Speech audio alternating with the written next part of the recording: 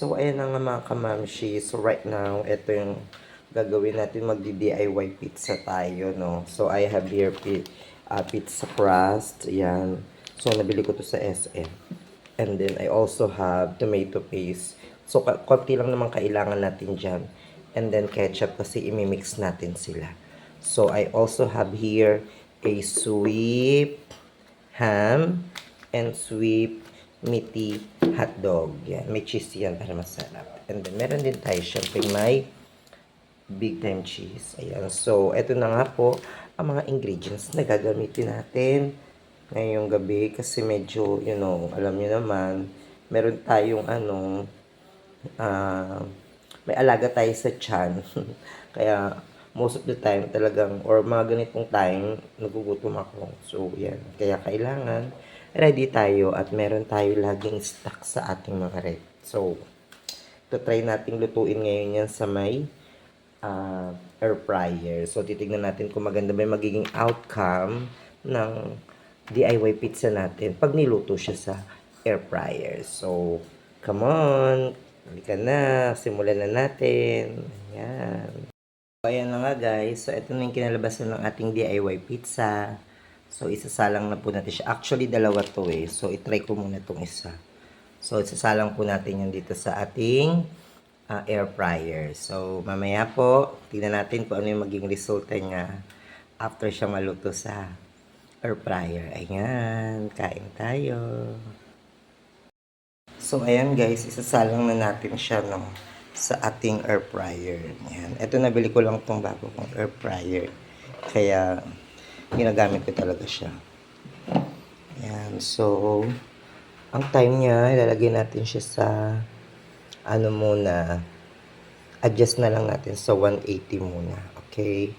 And then, ilang minuto. So, din muna natin siya sa 10. Then, from time to time, i-check natin siya. Okay? So, ayan, hayaan muna natin siya maluto. So, ayan, time na siya, mga kamamshi. So, check na natin yung result. Ayan, perfect na siya, kaayo. So, ilalagay natin dito. Ayan. Ayan. Perfect na siya, oh. Ayan. So, ilalagay na ngayon natin dito sa plato para matikman natin. Okay, so ayan na po yung niya sa ito na po yung ating finished product. Yan, ang ating DIY cake. So, ilalagay na po siya dito sa plato. Yan. Sama mo yan. Yan, okay. Okay, yan. So, ayan na po siya mga kamamshi, no? So, tatry na natin yan. So, balik mo naman ito doon. Ayan. So, may natira pa siyang isa. Ayan na po ang ating finished product. So, kakainin na natin yan. Tatry na po natin. So, mga kamamshi, ito na po yung ating finished product. Ayan.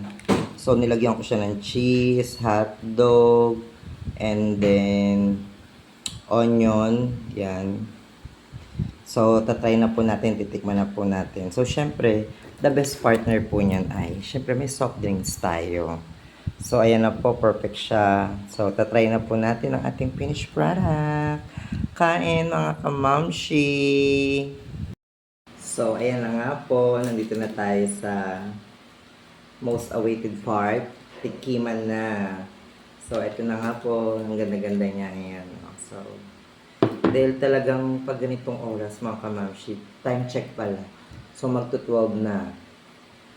So, tatry natin ngayon kung perfect ba yung ating ginawang DIY pizza. Yan, yung mga doggy abang na rin sila. Pero di na natin sila bigyan kasi may onion to, bawal sa kanila. So, ayan na po. Siyempre, masarap na partner ay may malamig tayong soft drinks. So, nagkikrave talaga tayo every night. Kaya dapat lagi tayo may stock na pagkain. So, any moment magutom tayo, no, may lalafangin. So, walang yellow. Daddy, please do the honor. Ako muna una magta-try. Ayan, tingnan nyo, perfect siya. Para ka talagang bumili sa ano, Pizza Hut, di ba? Keme. So, try na po natin. Unang kagat.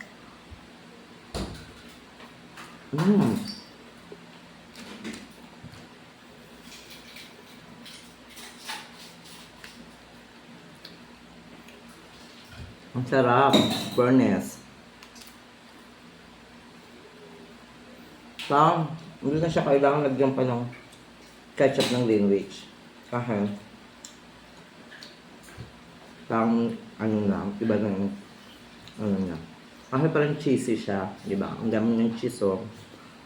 Baka buo na nilagay ko. Yum, yum. Dun sa, oh. Bawal ko sa'yo.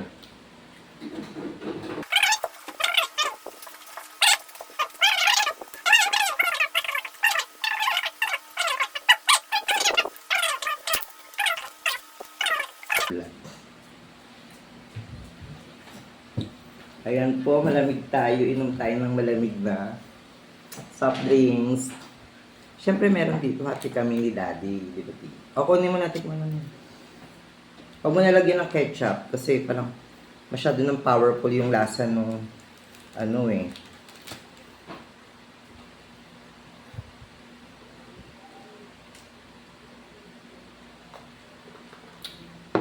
Perfect kaayo. Di ba? Sarap talaga. Thanks for watching, guys. So, lagi ka lang kayo manood, support lang kayo. At yun naman ay ano lamang for entertainment purposes. Hanggang, salamat!